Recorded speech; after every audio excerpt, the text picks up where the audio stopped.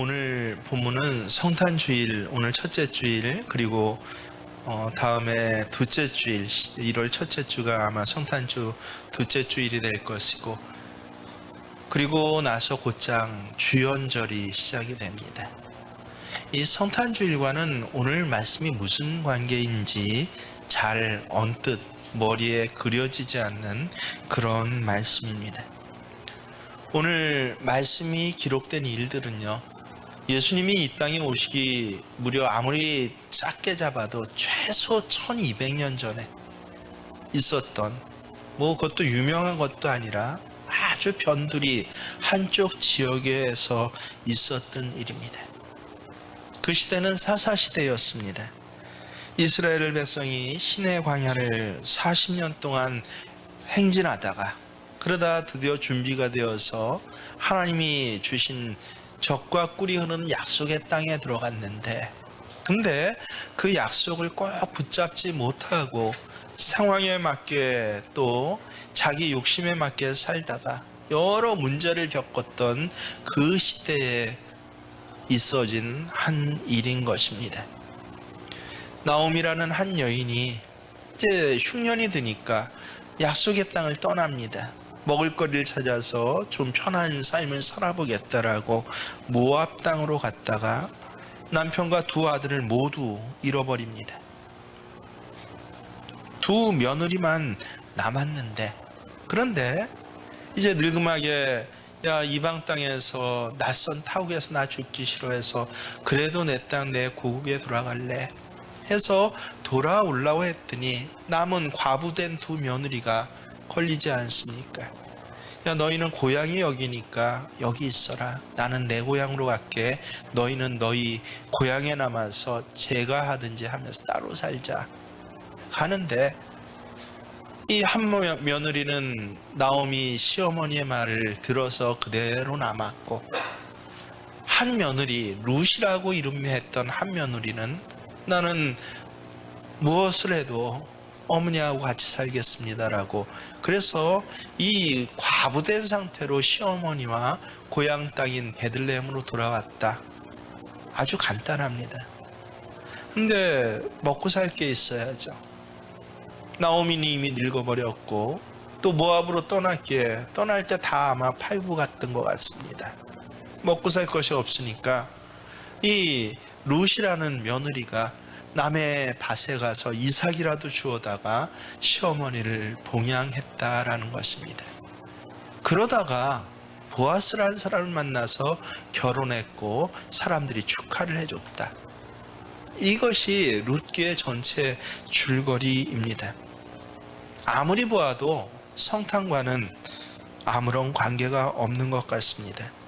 관계가 있다고 한번 억지로라도 찾아보자라고 한다면 그 무대가 예수님이 태어난 베들레헴이라는 것입니다. 그것 하나예요. 그래서 성경을 처음 읽을 때는 거기다 순서도 어디 있어요? 룻기는 성경 맨 앞에 모세오경이 끝나고 나서 여호수아 다음에 우리 찾아봤죠? 맨 앞쪽에 있습니다. 근데 예수님이 정작 탄생한 거는 언제 탄생하는 거예요? 앞으로 최소한 1200년이 흘러서 저 신약시대에서야 예수님 탄생하니, 도대체 성경을 처음 읽을 땐 룻기하고 성탄하고 특별히 예수님 탄생하고 무슨 관계가 있을까 언뜻 이해가 되지 않습니다. 근데 성경을 읽고 또 읽다 보면요, 어느덧 그 영의 눈이 띄어지면 이게 하나로 일직선으로 관통되어서 보이는 그런 때가 있습니다. 여러분, 오늘 룻기의 말씀은 사실은 성탄의 말씀과 똑같습니다. 성탄의 메시지가 룻기 안에 들어있더라라고 하는 것입니다. 성탄의 어떤 메시지입니까? 첫 번째는 하나님께서는 나를 위해서 아주 치밀한 계획을 세우셨고 그것을 진행하고 계신다라고 하는 것입니다. 어제 우리는 이 요셉과 마리아라는 이 젊은 부부가 저 우리로 하면은 꼭대기예요. 우리나라 지도 맨 꼭대기면 어디입니까? 이 화천이 맨 꼭대기네요. 휴전선하고 딱 붙어 있으니까요. 근데 지금 어디 살고 있어요? 이 꼭대기에 살고 있는데 고향 땅은 저 부산입니다. 부산까지 갈 일이 없는데 그것도 애까지 배워서 부산에 억지로 가게 하셔요. 거기 왜냐하면 부산 땅에서 애를 낳아야 해서. 언제 말씀하신 거예요? 이미 400년 전에 하나님 말씀하신 것을 오늘 요셉과 마리아라는 이 젊은 부부를 통해서 하나님께서 다 짜놓으시고 이뤄가셨다라고 하는 이 치밀한 계획에 대해서 우리는 감탄하지 않았습니까? 이와 같이 하나님의 계획은 신약 시대에만 그치는 것이 아닙니다. 오늘 본문에서 우리는 성탄과 관계돼서 늘 조금 성탄에 대해서 좀 아시는 분들은 귀에 익숙한 이름 하나가 오늘 본문에 기록되어 있습니다. 그 이름이 무엇입니까? 바로 이새라는 이름입니다. 이새는 다윗의 아버지예요. 성탄하고 관계된 예언에 굉장히 자주 등장하는 것, 다윗이라는 어마어마한 이름보다 더 많이 등장하는 이름이 이새라는 이름입니다.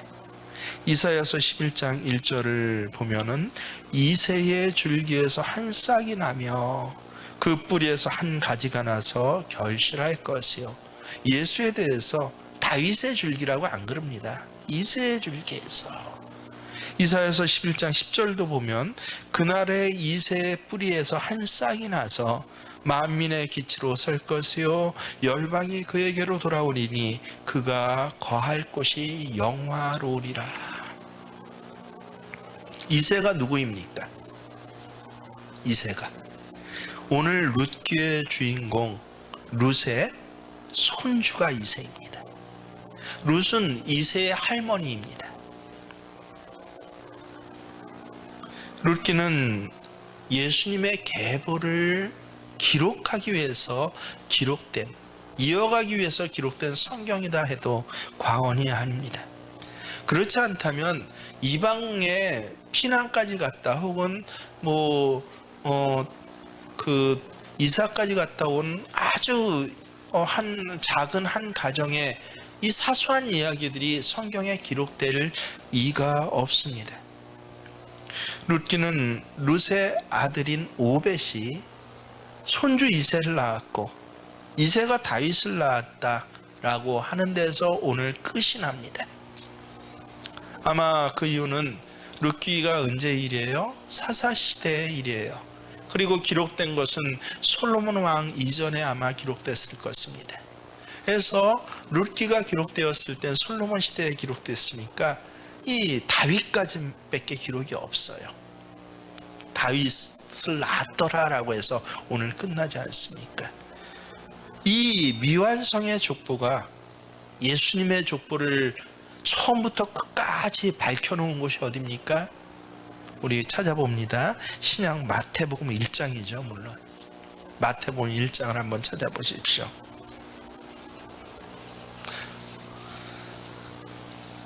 마태복음 1장 6절의 말씀을 저와 여러분이 함께 정독하며 읽습니다.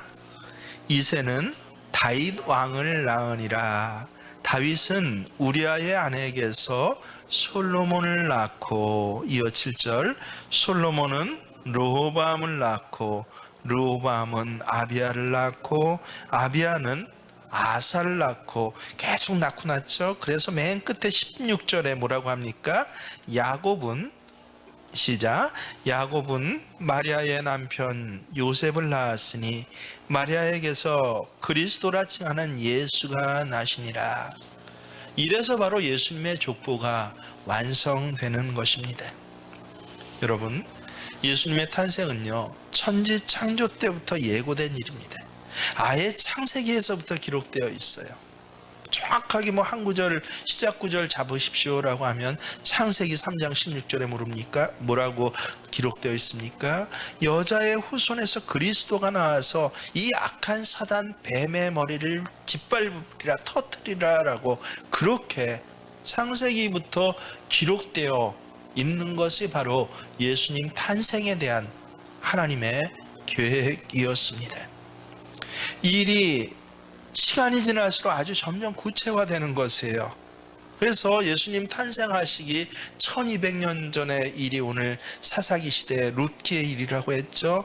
룻을 통해서는 어떻습니까? 예수님 태어날 집안이 어느 집안이다? 이세의 집안이야. 집안이 정해졌습니다. 그리고 이제 또 한 500년 흘러서 700년, 예수님 태어나기 700년 전쯤에는 예수님이 어떻게 태어나실지 태어날 방법이, 그리고 태어나실 장소가 정해지게 됩니다. 이사야에서는 예수님은 어떻게 태어난다고 하십니까? 처녀의 몸을 빌어서 태어난다라고. 하나님이 이사야를 통해서 그렇게 점점 아주 눈에 보이도록 구체적으로 알려주시는 것이에요. 미가를 통해서는 예수님이 어디서 태어난다? 베들레헴에서 태어날 것이야 라고 말씀해 주시는데, 그것이 한 400년 전쯤입니다.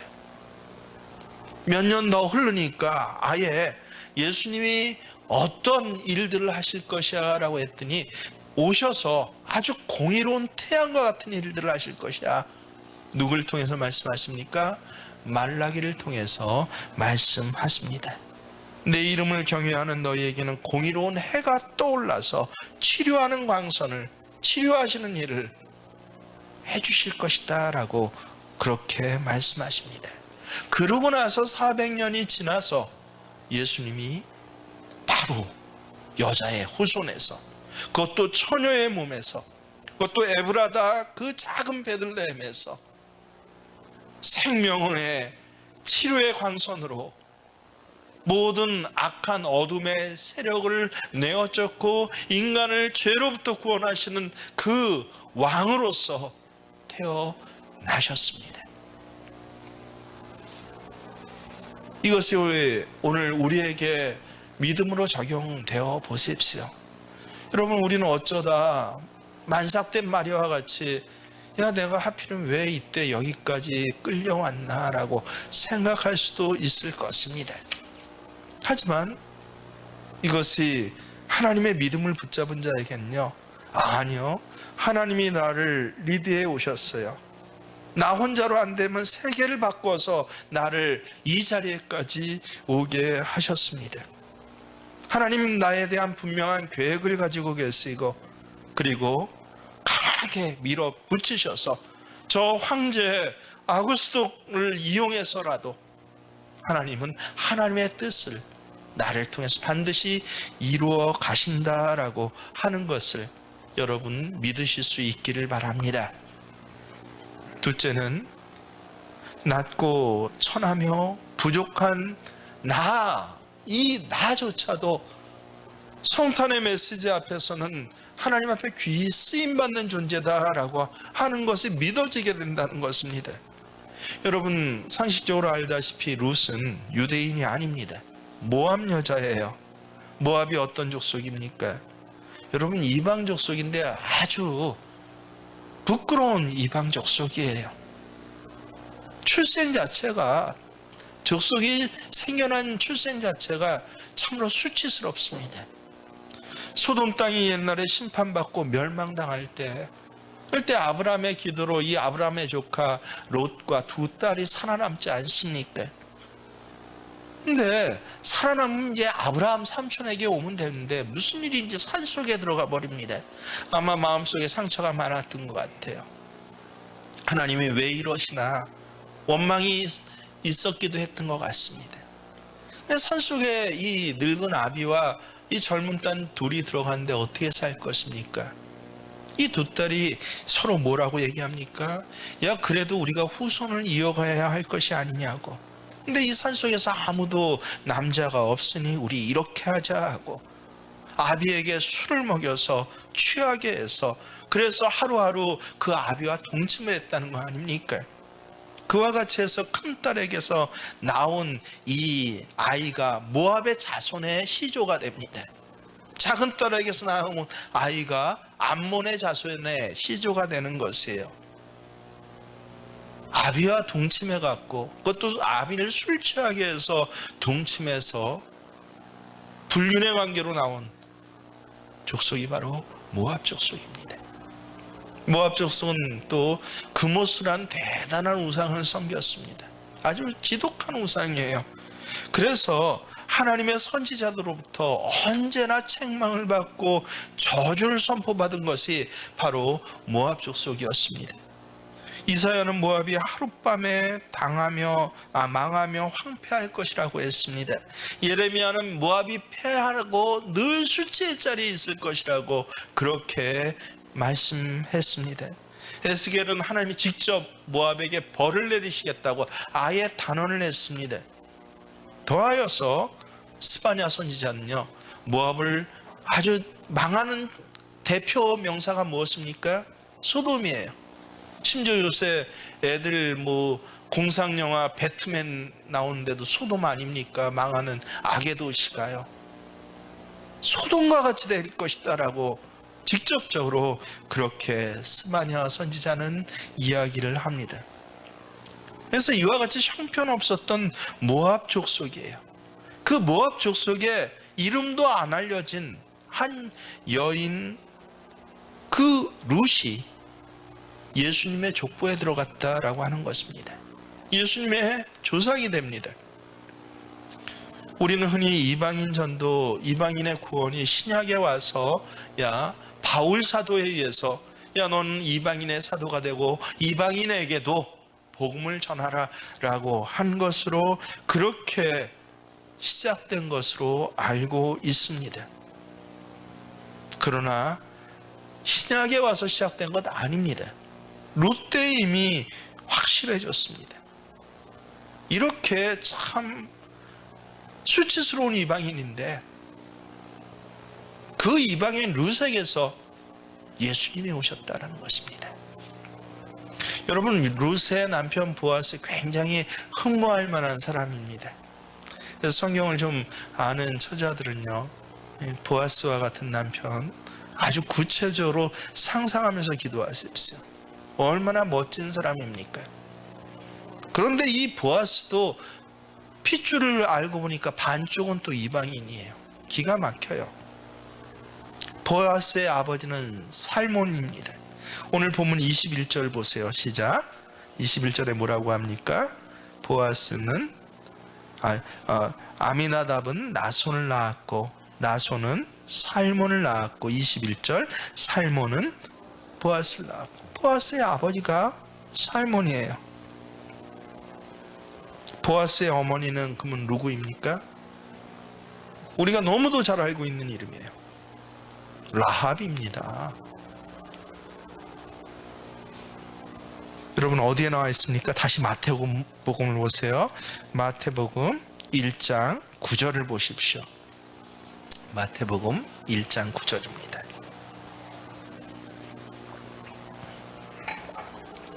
시작. 살몬은 라합에게서 보아스를 낳았고. 그렇구나. 라합이 어떤 여인입니까? 우리 너무도 잘 알고 있죠. 여리고 성의 기생 아닙니까? 바로 그 기생이에요. 그래서 보아스는 기생의 아들입니다. 이방인 여인도 예수님의 족보에 들어가서 그래서 모압 여인 룻도 저 여리고 기생 라합도 놀랍게도 하늘의 보석과 같이 빛나서 기록되고 있는 것입니다.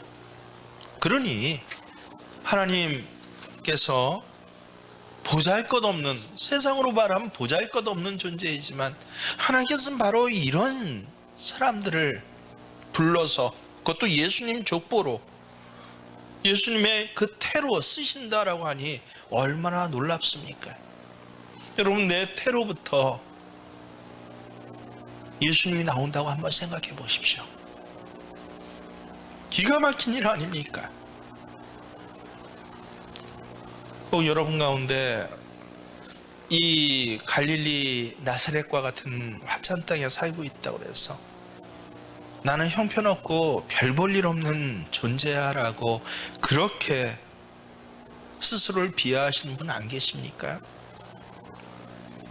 이방 여인, 그것도 남편을 잃고 시어머니를 따라 객지에 흘러들어와서 남의 밭에 가서 이삭을 주워다 시어머니를 봉양하면서 살아가는 그 고달픈 청산과부였던 룻이 예수님의 조상이 되었다는 사실을 여러분 꼭 기억하십시오.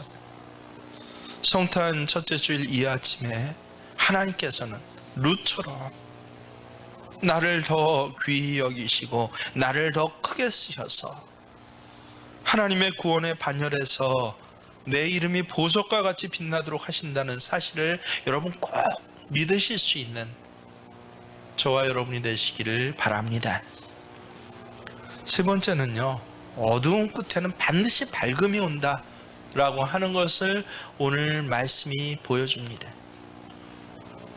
여러분 룻을 보십시오. 아까 잠깐 말씀드렸지만 룻기 자체는 1장부터 3장까지 다 죽음이에요. 1장 내는 죽고예요. 누가 죽습니까?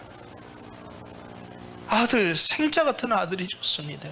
결혼하자마자 몇 년 되지도 않았는데 이 남편이 죽습니다. 가난. 그리고 뭐예요? 기근이에요. 참으로 어려움이 계속되는 시기, 그것이 룻기입니다. 남편 말론이 죽고 시어머니를 따라 시어머니의 고향 베들레헴 와봤는데, 우리한테나 지금 베들레헴 유명하죠. 당시 베들레헴은 이스라엘 요새 따지면은 군현으로 따지면 68개예요. 그 중에서 맨 꼴찌. 여러분 이 대한민국에서 군 중에서 제일 꼴찌가 어디예요? 양고군입니다. 우리 군수님한테 직접 들어서 저는 외우고 있는데, 꼴찌에서 두 번째가 어디입니까? 인구로? 화천군입니다. 얼마나 똑같은지 몰라요. 와봤더니 정말 이렇게 척박하고 별 볼 일 없고 정말 이런 촌동네예요. 이런데 와서 룻이 어때요?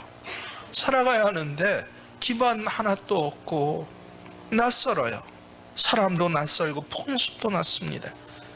그렇다고 의지해야 할 시어머니는 존경스러운 사람입니까? 고향 땅에 돌아오자마자 이 시어머니가 어떻게 된지 미친 것 같아요. 뭐라고 해요? 한 첫마디가? 그것도 자기 하나 따라 의지하고 따라온 며느리 옆에 두고 사람들 앞에서 뭐라고 합니까? 나는 나오미가 아니다. 나는 마라이다 라고. 나오미라는 뜻은 뭐예요? 기쁨이라는 뜻 아닙니까? 마라는 무엇입니까? 괴로움, 쓴물이라는 뜻이에요. 하나님이 나를 괴롭게 하셨다.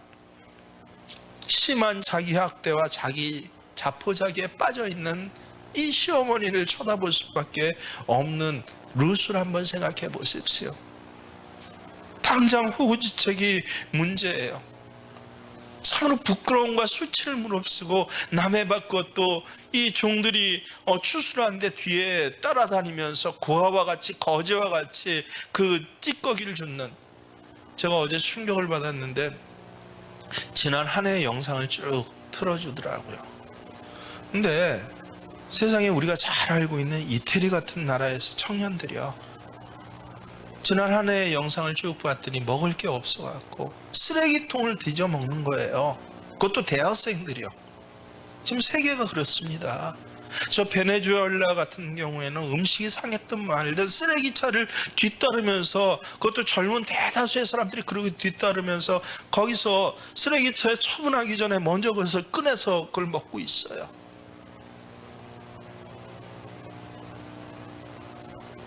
바로 그런 자리에 있다고 한번 생각해 보세요. 어머님의 하나님은 나의 하나님이 되고 어머님의 백성은 나의 백성이 될 것입니다.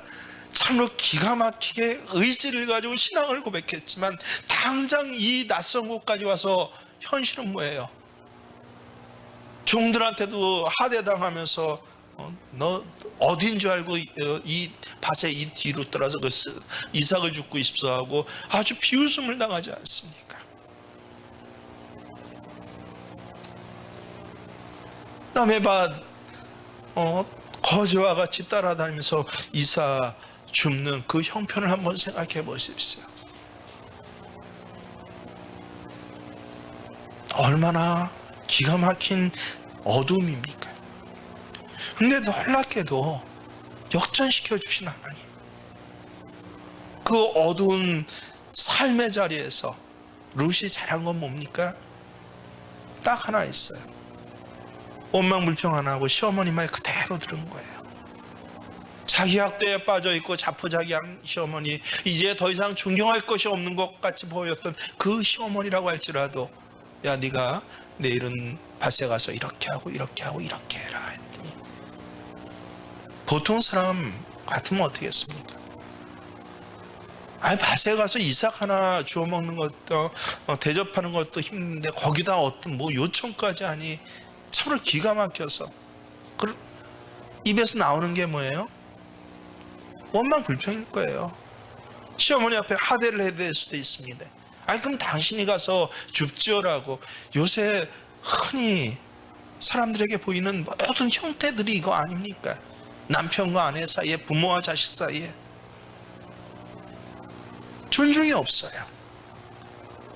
스승과 제자 사이에 존중이 없어요. 내년도 이 교수들 사자성구가 아직 결정되지 못했어요. 2개 갖고 아주 난리라고 합니다. 뭔지 아셔요? 그중 하나가 각자도생이래요. 올해의 사자성구가 각자도생. 그동안 세계를 이끌었던 뭐 의로운 나라라고 칭했던 여러 선진국들이 마스크 하나 서로 뺏으려고 공항에서 칼부림하고 싸우고, 대사들이 서로 욕지거리를 하면서 상자각 챙겨갖고 달아다니는 그런 상황들을 전 세계 앞에서 연출하지 않았습니까?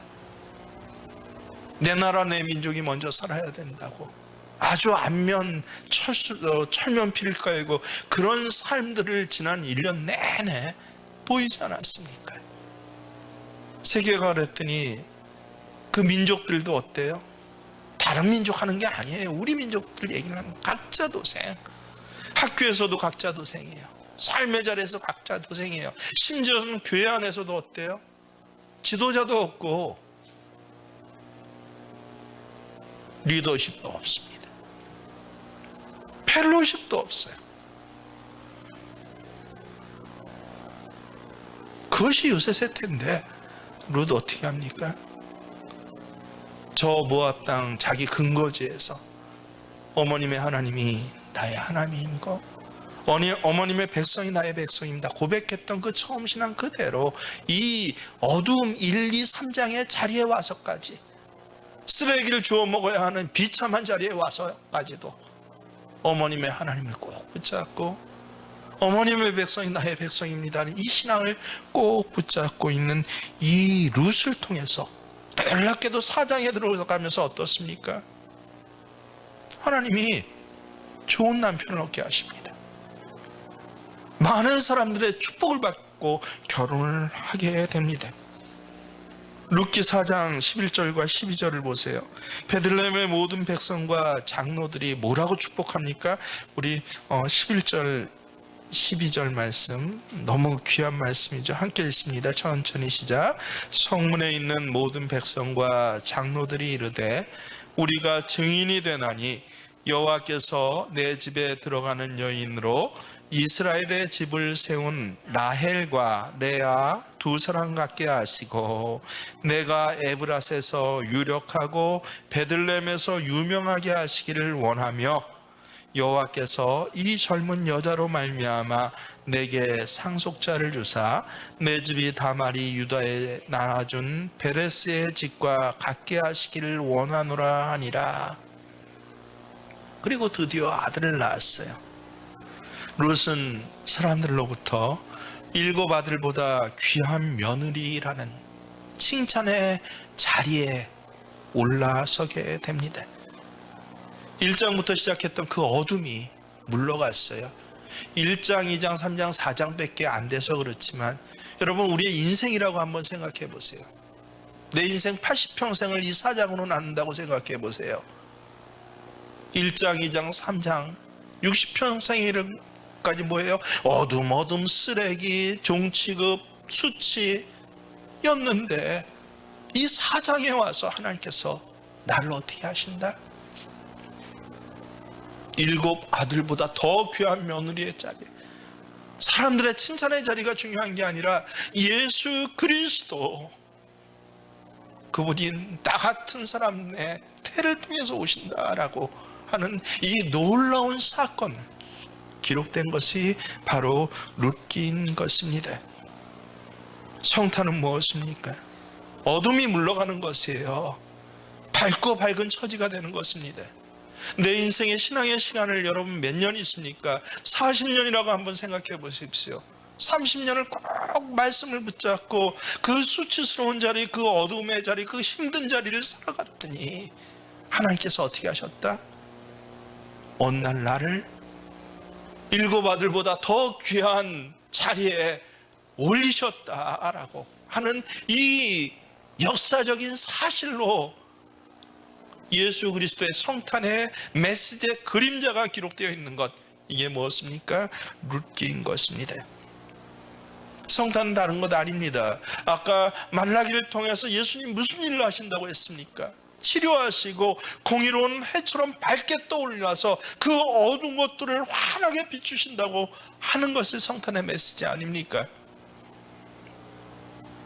어두웠던 각 개인의 처지와 형편까지, 그리고 마음까지, 참으로 고민했던 지난한 고민 많았던 그 영의 갈등까지 깨끗하게 밝히시는 것, 이게 바로 성탄의 메시지인 것입니다. 15절을 보십시오. 이는 내 생명의 회복자이며 라는 말이 나옵니다. 여러분, 이 생명의 회복자란 말이 우리는 굉장히 낯선 말로 보이는데 너무도 우리가 잘 알고 있는 똑같은 단어가 어디 나오냐면요, 시편 23편에 나와요. 다 우리가 외우고 있죠. 여호와는 나의 목자, 내게 부족함이 없으리로다. 그가 내 영혼을 뭐 한다고요? 소생시키시고, 소생시키시고라고 번역한 단어하고 똑같은 단어인 것이에요.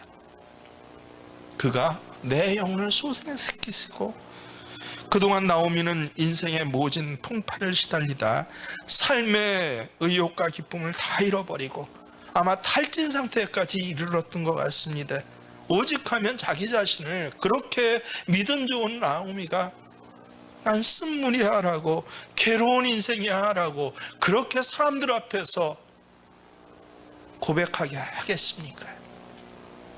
그런데 이제 룻이 자식을 낳아줌으로 나오미의 영혼이 소생되는 기쁨을 얻은 것이에요.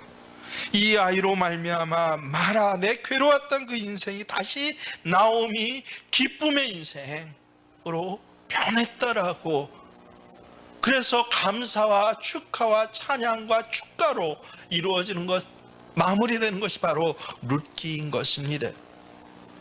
사실 룻의 결혼과 출산이 없었으면 나오미의 가문에서나 지역 아무런 다른 것 없이 죽은 것이에요. 룻이 아이를 안 낳았으면 나오미는 그때로 가문의 대가 끊어진 것이에요. 죽은 목숨 아닙니까? 대가 끊어지고 가문이 끝나버리고, 그래서 룻이 낳은 손주를 두고 사람들이 이는 내 생명의 회복자다, 내 가문을 다시 이어줄 손주다라고 그렇게 축하를 해준 것은 정말 적절한 표현입니다. 거기에 더하여 이것은 단지 나오미의 가문이 이어졌다, 생명이 회복됐다, 야 그렇게 많이 아팠는데 이제는 한 번씩 웃을 수 있게 되었다, 그것만을 의미하지 않습니다. 성탄은 저와 여러분의 생명을 회복시키십니다. 전 인류의 생명이 회복되는 것을 말합니다. 나의 영적인 생명이 회복되는 것입니다. 성탄은 전 인류의 생명이 회복되는 사건, 그것이 바로 성탄인 것입니다. 보아스는 오벳을 낳았고 오벳은 이새를 낳고, 이 말씀은 룻기의 요약이고 결론입니다. 이 말씀은 내가 하나님의 치밀한 계획과 그 계획이 이루어지는 가운데 지금 내가 놓여져 있다는 것을 믿어질 수 있게 합니다. 여러분, 어쩌다 여기까지 끌려왔습니까? 뭐 이렇게 저렇게 하다 보니까 힘들게 그냥 살아왔는데 이젠 내겐 기쁨이 없으니 차라리 이름 자체를 날 쓴물이라고, 고통이라고 불러주세요라고 그렇게 한탄하는 중입니까? 아니에요. 나는 부족하지만 하나님이 나를 통해 큰일을 이루심을 눈앞에 보여주는 책이 바로 룻기입니다. 여러분, 하나님의 구원의 열심을 막을 자는 아무도 없습니다. 하나님의 백성을 구원하시려는 그 계획을 끊을 자는 아무도 없습니다. 하나님께서는 사람을 사용하셔서 하나님의 계획을 끝까지 추적하시고 이루어냈습니다. 어떤 사람을 사용하십니까? 기억하십시오. 하나님 앞에 충성된 자예요. 이것 하나입니다. 하나님의 열심을 가진 자예요. 그래서 어떤 일을 해도 열심히 하고 충성되게 하십시오. 세상 일을 말하는 것이 아니라 하나님의 일은 적어도 열심히 하고 충성되게 한다. 제가 늘 저희 청년들하고 특별히 제 자녀들한테 귀에 못이 박히도록, 다른 건 잔소리 안 하는데 100번 1000번 하는 소리가 있습니다. 타이피스트 되지 말라는 소리예요. 그냥 똑딱똑딱 맡겨준 거 행거하는 그런 인간 되지 말라는 것입니다. 점점 나빠질 수밖에 없습니다. 열심히 해라. 바로 이 하나님의 열심을 가졌던 사람이 누구예요? 오늘 족보에 기록된 여인들이에요. 이방 여인 다말도 마찬가지입니다. 이 열심을 통해서 얻은 아들이 창세기에 나오는 베레스인 것입니다. 룻기에 나오는 누구예요? 오벳이에요. 여러분, 다말의 이야기를 알지 않습니까? 다말은 이스라엘 아들을, 이 가문의 아들을 얻기 위해서 그래서 목숨을 걸고 하나님의 열심을 냅니다. 그래서 얻은 아들이 누구예요? 페레스예요. 대충 하지 않습니다. 그것에 집중을 합니다. 룻은 어떻습니까? 이 이스라엘의 아들을 얻기 위해서 고향 땅, 동족, 자기 신들, 익숙 같은 것들을 다 버리고 오로지 어머니의 하나님 하나만을 붙잡고, 눈에 뭐 좋은 게 보여서 그래요? 그 좋은 것은 언제 일어난다고요? 사장에 가서야, 30년 인생 살고 나서야 이루어질 것이지만 그 30년 인생을 어떻게 합니까? 하나님의 열심으로 오늘도 이삭밭으로 달려나간 사람, 그 사람이 누구예요? 룻인 것입니다. 이제 왜 룻기의 말씀이 성탄의 메시지인지 이해하십니까? 왜 성경이 저 베레스와 오벳을 연결하고 그 연장선상에 다윗을 말하는지 여러분 이해가 되십니까? 기억하십시오. 나를 통해서 주의 일을 이루시려는 이 하나님의 계획을 막을 사람은 아무도 없습니다. 그런 세상의 권세는 어디에도 존재하지 않습니다. 여러분을 하나님의 백성 삼으려는 하나님의 계획을 끊을 자는 아무도 없습니다. 세계의 어떤 열악한 환경도, 내 삶의 자리에 다가오는 어떤 고통의 질병의 문제들도, 사람의 관계의 문제들도 내 구원을 끊어낼 수 없습니다. 이와 같은 것을 아시고 믿으시고 그것이 기쁨이 되시고, 오늘은 남의 밭 이삭 줍는 그 수치스러운 어둠의 자리에 있을지라도 오히려 하나님 나를 통하여서 오벳을 낳게 하시고, 오벳은 누구를 낳아요? 이새를 낳고, 이새는 다윗을 낳고, 다윗을 통하여서 다윗은 솔로몬을 낳고, 솔로몬을 통하여서 저 요셉의 마리아의 그 부부 사이에서 의로운 해로 치료하게 온 세상을 구원하시는 예수 그리스도가 오십니다를 꼭 붙잡으시는 저와 여러분이 되시길 주의 이름으로 축원합니다. 우리 함께 귀한 말씀을 꼭 붙잡으시고 신앙의 고백으로 낮은 나를 높여주신 하나님을 찬양합니다. 낮은 자의 하나님,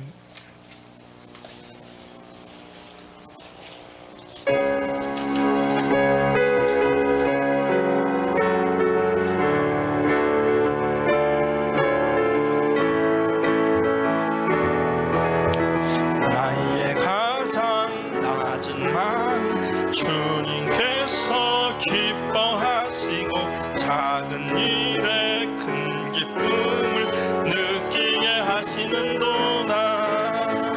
내가 진짜 무력한 주님 내게 힘이 되시고 아름다운 하늘나라 내 맘에 주시는도다.